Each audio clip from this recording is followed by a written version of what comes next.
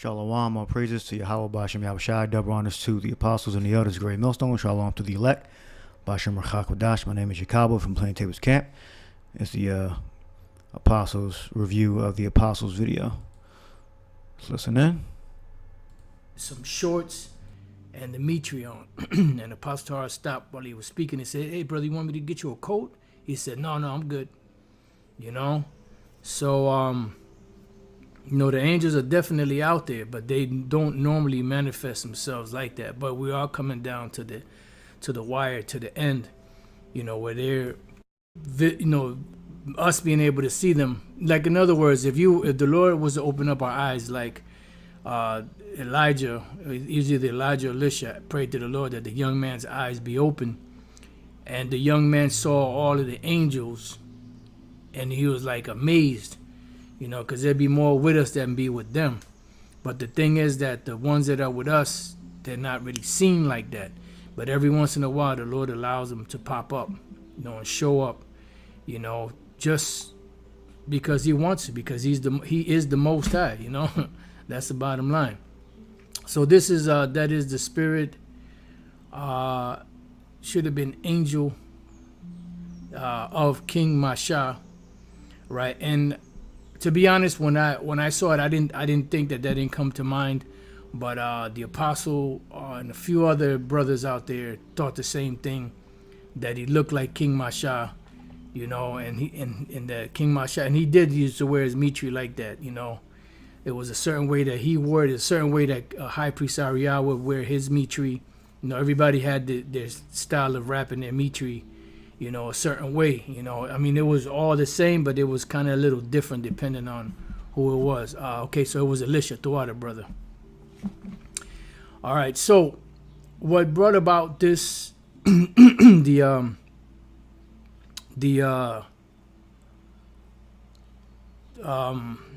inspiration for this lesson was a scripture that the elder pastor was reading in here in the book of Second Maccabees, and pretty much when I heard it, because I was walking, this was yesterday, I was walking and I heard it, I was like, oh man, so I had to make note of it.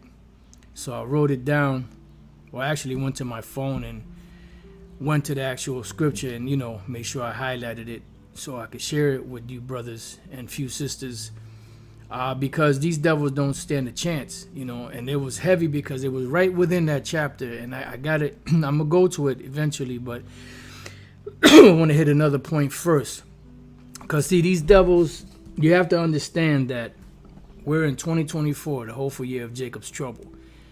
These devils have been amassing weapons since the 40s, before that, but these top high caliber, I'm talking about shit that, blows the mind, the physical mind. But it has nothing in comparison to the spirit.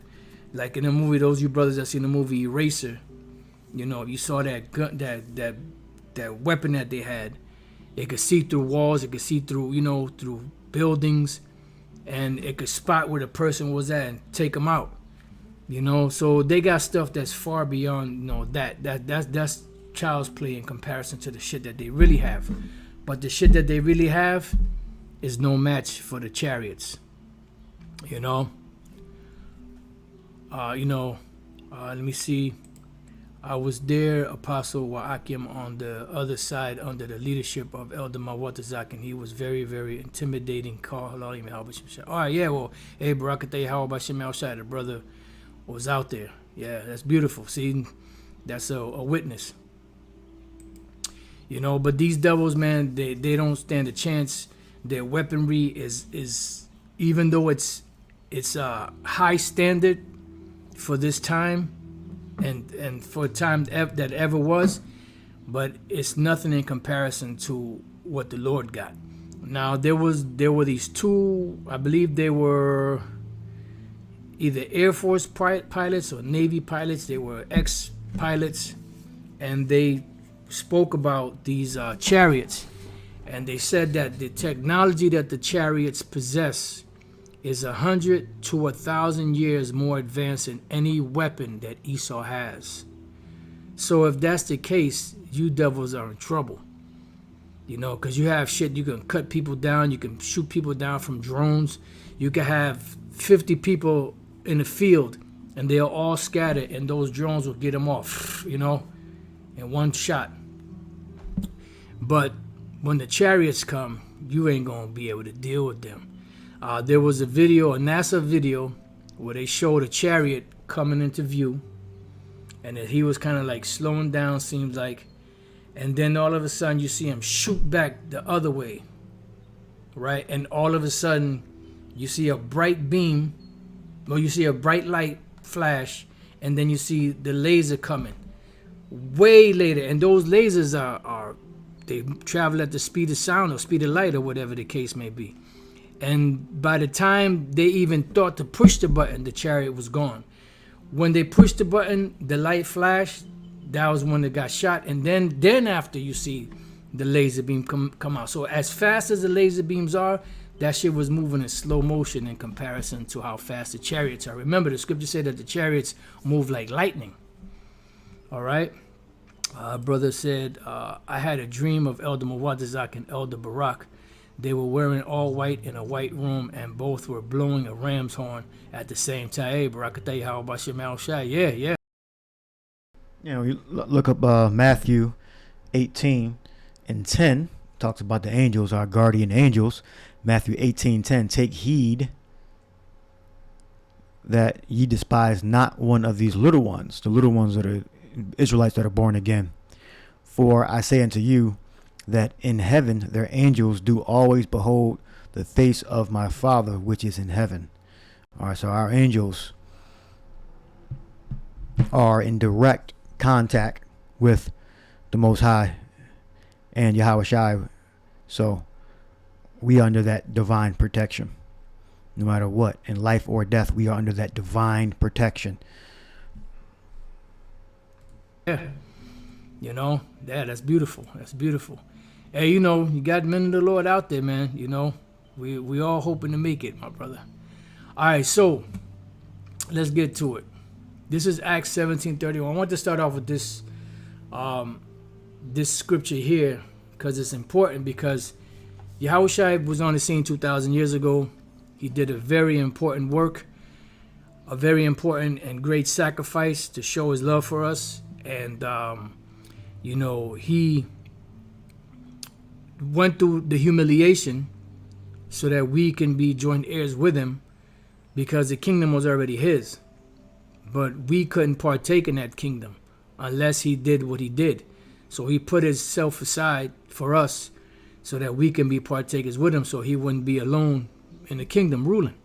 You know, I mean, this is just, you know, me, you know, meditating and thinking about, you know, about that. And, you know, it was already ordained, prophesied that Yahushua was going to do that anyway.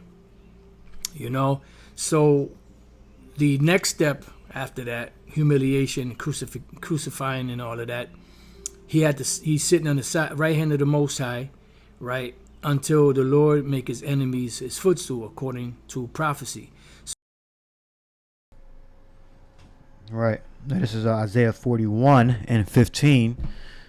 It says, behold, I will make thee a new sharp threshing instrument having teeth.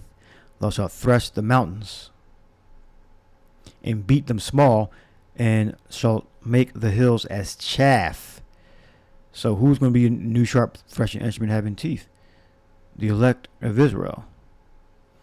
All right. It's not going to be, if we are destined to be saved, to be delivered,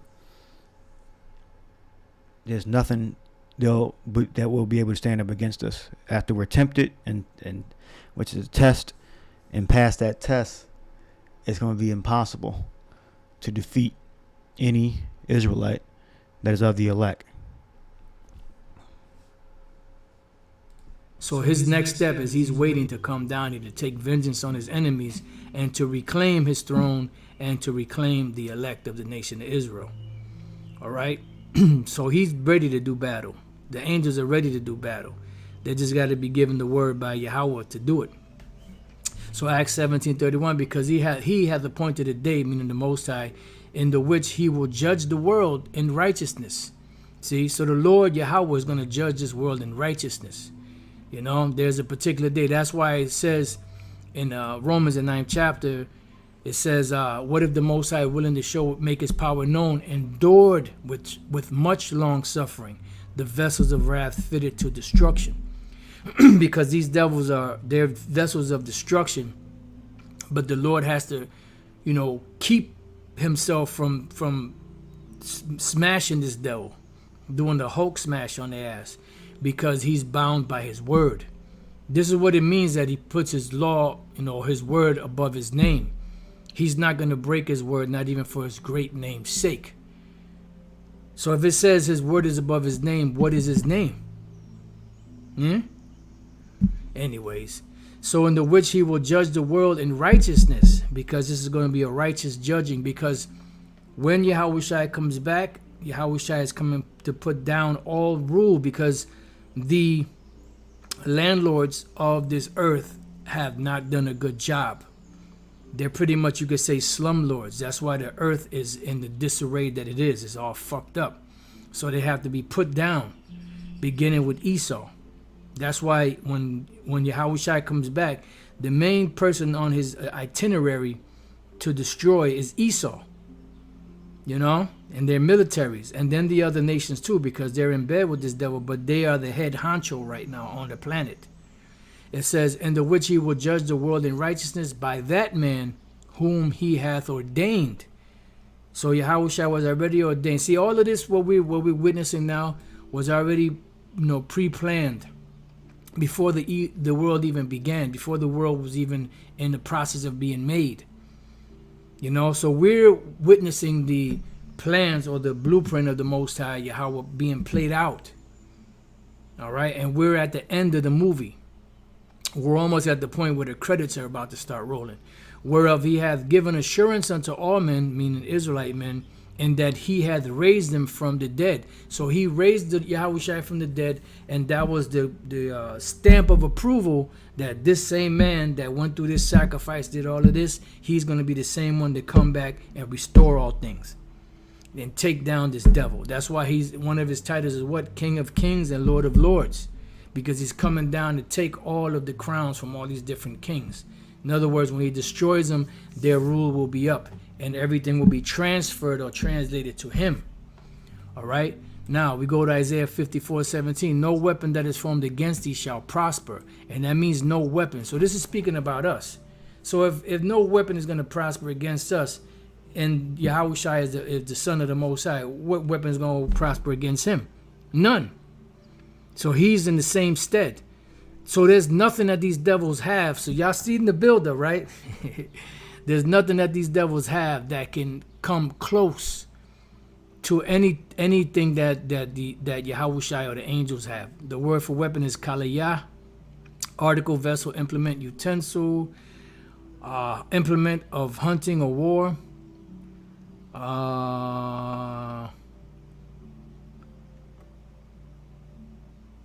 Trying to see if there's anything else here. Weapon. So anything, whether it's a plague, whether it's a weapon, whether it's, anything that these devils have set up, they will not be able to destroy us with. If we be the elect. And they definitely ain't going to touch Yahushua. So no weapon that is formed against thee shall prosper, and every tongue that shall rise against thee in judgment, like vocab Malone, that devil, and any like him, thou shalt condemn, meaning condemn means with damnation. So they're already condemned. They're going to be destroyed. But that's okay. Let them do what they do. This is the heritage of the servants of the Lord Yahweh Bashem Yahushai, and their righteousness is of me, saith the Lord Yahweh Bashem Yahushai. All right, so now, I was going to read a few more, but let's go here. This is the scripture that Elder Pastor was reading in this video here. And I read this morning, and this chapter here is a tearjerker. I'm going to just put it to you like that, because it just shows you, man, that you can be in such a rut. You could be in such a moment of despair. And then the Lord, Yahweh Bashem Yahushai, somehow, some way, will always come through and deliver us. Now, since this scripture came to mind, let me get this real quick. And you have to remember that what we're speaking about that's written in the scriptures, these things are going to actually happen. This is not just something that we do, okay, well, to another day, let's do another video, let's just talk about. Yes, that's what people think. They don't take it seriously. Go to the 17th verse, Isaiah 41:17. When the poor and needy seek water, and there is none, and their tongue faileth for thirst, I, Yahweh, will hear them. I, the God of Israel, will not forsake them. So it's impossible for the elect to suffer to the point of we're all going to die. Impossible. Yahweh shall rise that we are those people. It's impossible. Yahweh Bashem Yahushai is going to send his Holy Spirits to secure his elect. Guaranteed for sure. About what the scriptures say. No, these things are going to actually happen. And it's going to get bad out here. The time of Jacob's trouble, a perilous time shall come, the evil days, so on and so forth. But in the midst of all of that, the servants of the Most High or the slaves of the Most High will be taken care of. That's what that means. Vocab try to say, well, look, y'all can't fit the prophecies in Deuteronomy 28 of curses because it says here that my servants or my slaves are going to eat. Y'all eating, right? I mean, shut the fuck up, man. That shit was so fucking weak. I mean, goddamn, that's the best you got? Is that the best you got? That's just as bad. Check this out. That's just as bad as when Sarah Sutan Seti went up against, I believe that was Captain Tazaryak, if I'm not mistaken, and he said his opening statement was, notice it says Abraham, not Abraham. And I was like, oh, at that point I already knew he lost. I mean, I knew he was gonna lose anyway, but for that opening, it was just like, come on. Hey, shalom, my brother Yabshim Shah Brakathum to the sincere, and hearty shalom to the sisters that still hanging in there. My man Bun Sapad, shalom. All right. So yeah, these devils are weak, but to the average Jake out there that has no idea what's going on, they're deep because they're using big words and phrases, and the way they put it together. But when you look at it and you pick it apart, I said, man, this shit is child's play. This shit is fucking whack. I mean, you're better off doing a crossword puzzle or something like that. Anyways, Isaiah 59:19. So shall they, and for the record, don't come around vocab because we're not going to deal with you. All right. I know the brother out there in England said, if you come here to answer no, we're not going to answer any of that devil's questions. I mean, if you want to do that, brother, you could do that, but we're not dealing with vocab. Vocab is the devil. He's a demon. Scriptures say, answer not a fool according to his folly, lest you be like him. Cast not your pearls before swine, lest they trample him underfoot. That's what this devil does. He doesn't try to debate with us because he said, okay, if you guys prove me wrong, then I'm not gonna mess with you guys no more, or I'm gonna follow what you guys say. No, he's doing that because he's trying to find loopholes and he's trying to gather information so that he can use against us. That's why these stupid dummies that be sitting there pouring their heart out to this devil, they think that he's being a nice guy because he offered you a stale piece of Sicilian pizza, and then here it is, you pour your heart out, and then he'll turn around and whatever you said, he'll use it against you and bite you in the ass, and then you realize, damn, I shouldn't have went there. Well, that's your stupidity. Anyway, when these devils do come in, which they will, so shall they fear the name. See how many times, how often this name is referenced in the scriptures? So shall they fear the name or the sham of Yahweh Bashem Yahushai from the west. Where are we at? The western hemisphere. And it's glory from the rising of the sun from the east, because you have brothers all over the place. You have brothers out there in Australia. You had the elder Barak. I believe he was in Japan at one time. When he first heard of us, the Israelites. You have brothers all over. And it's glory from the rising of the sun when the enemy, which is Esau with his military, shall come in like a flood, just like they did during the time of 70 AD. You know, but this time it's going to be far worse. The spirit, see, the spirit, not the physical, the spirit of Yahweh B'Shem Yahushua shall lift up a standard against him. So something's going to happen to where the Lord is going to put some type of invisible force field. He could set up an angel or angels, because all it needs is one angel. You don't need a whole bunch of angels, but you know, the Lord can cause, you know, brothers and sisters to be going somewhere and Esau looking for them and can't see them. They're invisible to Esau, even though they're in plain sight. You know, I remember Elder Apostle Gabar told a story years ago how he cursed this dude out, you know, and he called him a derelict on the bike.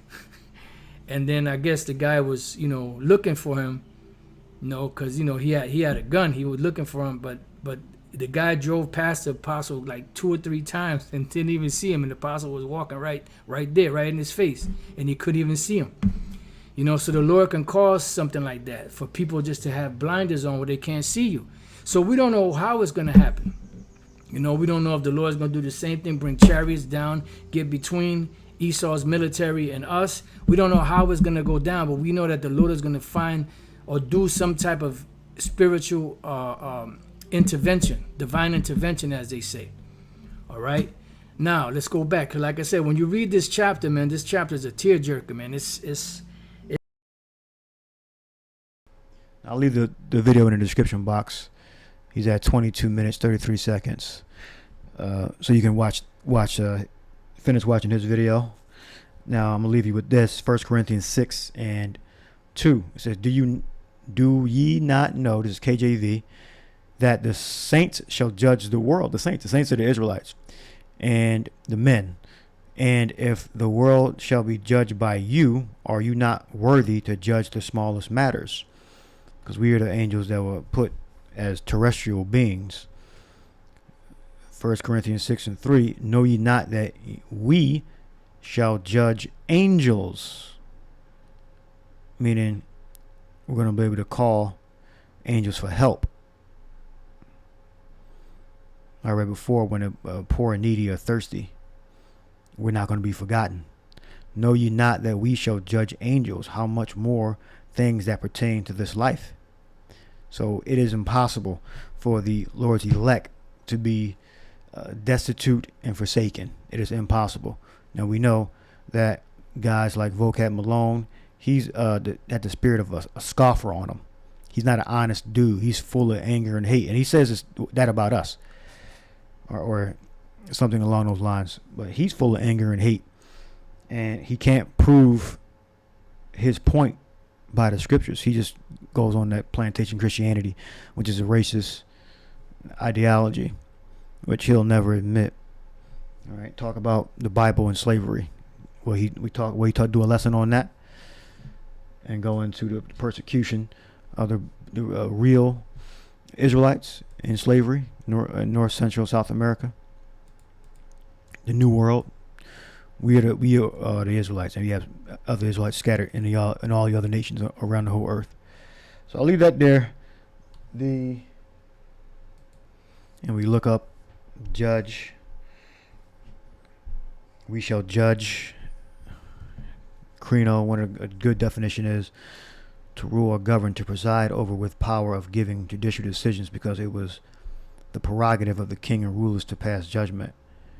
So we'll be in a position to preside over the actions of angels, and that's a power given to special men of Yahweh B'Shem Yahushua.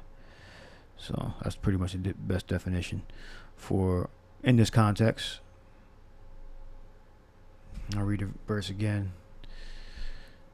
"Know ye not," 1 Corinthians 6:3, "Know ye not that we shall judge angels? How much more things that pertain to this life?" We shall judge.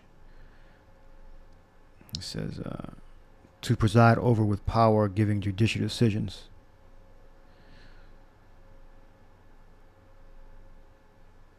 Other one says of those who act the part of judges or arbiters in matters of common life or pass judgments on the deeds and words of others.